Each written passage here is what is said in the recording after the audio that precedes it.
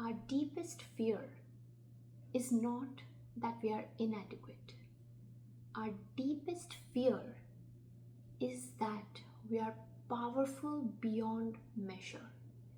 It is our light which scares us more than the darkness. Because we ask, who am I to be so fabulous, gorgeous, talented, and amazing? Welcome back to the new episode of Making Sense with Crew. What you heard just now was a quote that I read by an author, and I forgot the name, but it's from the book A Return to Love. You know, in the last few days, I've been thinking about that there are so many situations and so many occasions in life when we stand at a junction, where we are standing in front of choices. A choice to choose the path which will lead us to success.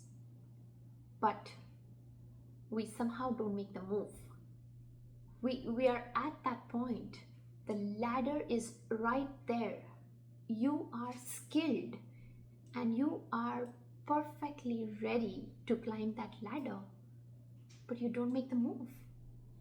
And it is annoying because you cannot figure out why are you not making the move if the result is success. If you're so certain that if you climb it, you are going to win. And that made me sit with that thought.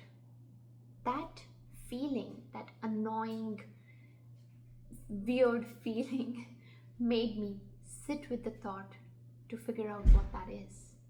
And I realized that it was not that I was chasing perfection. That was also not my fear of failure. But it was fear of success. Yeah, fear of success, right? It's weird. Like, why would you fear success? And then I read more about it.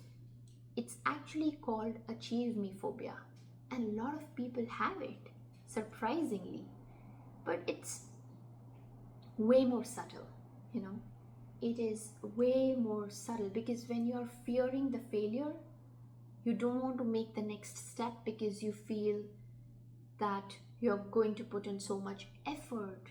And what if you still don't win? And that is going to cause you disappointment. That is going to make you feel like you lost and demotivated. But the fear, and it's loud, right?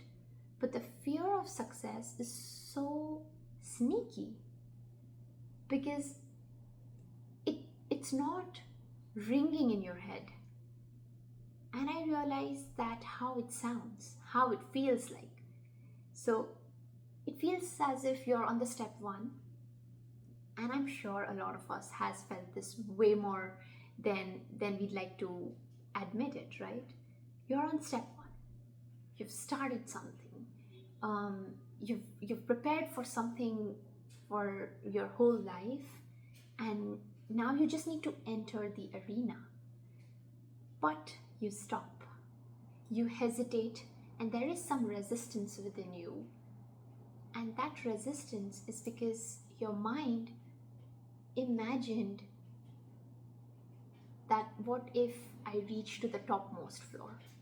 What if I reach there and then what? What if I achieve everything that I wanted to, that I prepared for, and then what do you do? How is life going to look? Then what's the next step? And suddenly you just look at your whole life as different fragments, as a combination of different challenges that you picked up along the way, and you won, and you won, and you won. And when you're sitting back, and like when you're 90 or when you're 100, hopefully we live that long. I think we will live that long if we follow good habits. But when you're at that stage and looking back, you just see like all these were just different fragments of successes and failures too, but clubbed together. And will it mean anything to you? Will it matter anything? Will anything matter at that point of time? And it's weird. That feeling is weird. That feeling has a sense of loss in it, right? I was reading, there's this one of the most popular epic literatures of the world is Mahabharata. If you're not aware about it, it's an Indian scripture which talks about life, philosophy, destiny, the inner conflict, the outer conflict, and um, what's right, what's wrong. It's a lot, but let's not go into the detail there. But there's this character. He's a warrior. His name is Arjun, and he has prepared for his entire life to be in a battle, to fight that battle against injustice, to fight that battle against the evil and win back the kingdom which was, you know, taken away from him in a wrong way. He was a kid when he learned archery and swordsmanship, and he has a lot of strength, power, focus, everything. And when the day finally came when he was going to enter the battlefield, he froze. In that moment, which could have changed his destiny, which could have just changed the entire life that he was preparing for, that he was trying to manifest, he froze. And he stood there in the middle of the battlefield while the battle was going on, thinking, why am I doing this? Should I do this? What will this lead to? Right? He did not stand and freeze because he was not sure about his capabilities. Oh, he was way beyond capable. If he could have wished, he would have just finished everything by himself. Maybe I'm exaggerating, but the point being, he stood there because he knew that at the end of this 18-day battle, at the end of this challenge that he has taken or signed up, everything will change around him. He was afraid of the cost that he is going to pay for the victory that he wants. It's the cost of that victory that weighs heavily on you, right? Isn't that relatable? And that got me thinking that success is not a point. It is not a victory or like a point in time when you define that this is success, right? It will happen gradually. But success is a funeral, right? I can't think of a better word. Success is funeral of so many things. It's the end of the older version of you. It's transformation, right? You change. The whole of your being is going to change, and you think, what is the price that you're going to pay to reach there? What relationships are you going to change? What dynamics will change? What habits within yourself are you going to miss when you reach there? And when you are there, will you find it to be worth it? Will you find the satisfaction in it? And what if you reach there and you feel like this is yet another point and that's not the peak? The life goes on, the game continues, and there will be more successes to achieve, there will be more challenges to complete. So what is the meaning? Where is the stop point? And all these thoughts at least stop me sometimes. Like, not stop me, but it's intimidating. I I came across this quote by Michelle Obama, and I think it's from her book Becoming, where she says that you can achieve and get everything that you want in your life, but not everything all at the same time. And thanks to my friend who introduced me to this Sylvia Plath book, and she told me about this fig story. It is kind of a relatable theory to what Michelle said, and it's like an expansion of that same mindset. So Sylvia explains that life is like a fig tree. It keeps growing, and you see a lot of different figs in front of you. And you can choose whatever fig you want, That's how generous life is, because it is telling you, hey, I am expanding in front of you. Choose whatever you want, whichever fig you want. And that's a very contradictory situation, because you should feel like, oh my God, I have abundance of choices. But that's not what you feel. The condition is, when you pick one fig, you are rejecting or denying the possibilities of getting the other figs. So instead of feeling like an achievement, it might feel like you are shutting the door on those 100 different possibilities that could have happened. And that's where the feeling, the road not taken, right? You think about what could have been if I would have done this versus this. And it's a sense of loss. It's a funeral. It's death of all those possibilities.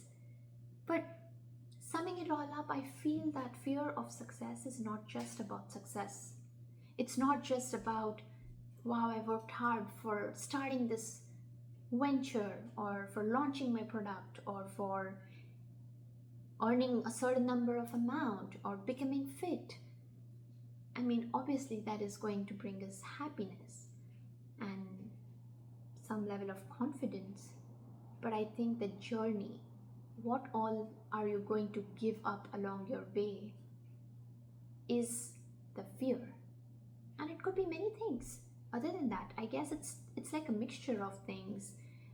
J.K. Rowling said that she started developing a fear of failure within the success that she created, because she never thought that the empire that she's building is going to blow up so much. And it kind of started creating a pressure of expectations of what more can she do, what else has she to offer to the world on top of this, which other version can she bring to create more magic in the world, right? It's a fear of expectations, fear of failing the expectations after you achieve the success. It's a fear of change, fear of the unknown. That's the worst. Fear of unknown and the loss of control. It's so many things that you have to get rid of, so many fears and so many challenges that you have to take away before you reach there. And that, my friends, is life. That is life. You can choose whatever you want to, but you cannot be everything, at least not everything at once. And for myself, I think I've tried a lot of different things. I have tried a lot of different, solutions, which might or might not be the exact solutions, but hopefully these help you. I like to journal, what my exact fear is, and that needs a lot of courage. That also needs a lot of awareness. Name it. Name the grief that you're so scared to death to face. Naming the fear, naming the emotion is going to take half the weight off your chest. Why do you not want to go there? What are you afraid of losing on the way. And journal about it, write down, like take the thought and put it on the paper and face it, talk to it. It's not comfortable. It is, you'll feel pathetic, you'll feel terrible, but you will gain clarity. And the another thing that helps me personally is being consciously compassionate towards myself, and especially towards the older version, because your older version is like another person. It's like, think of it like another person, and they are trying to pull you back into the comfort zone. They are trying to pull you back into the same familiar setup because they are so afraid that this version is going to get lost in the whole story, that they might not exist anymore. The new person that you are becoming will forget about the person who helped you to come here until this point. And that is why it is important to remember and be kind towards yourself for the mistakes that you made, for the opportunities that you did not grab, and for things that you did not value then. Because it will, if you judge your older version with the newer lens, you could be harsh. You could get cruel to yourself, in fact. But it is important to remain kind to yourself, to give that love to yourself. And that's what makes it a little bit more easier. But more than anything else, the perspective that helped me in understanding how to look into this whole picture is drawn from the same incident about Arjun. It's drawn from the conversation that happens on the battlefield between Arjun and his best friend, his mentor, his charioteer, and then life coach Krishna.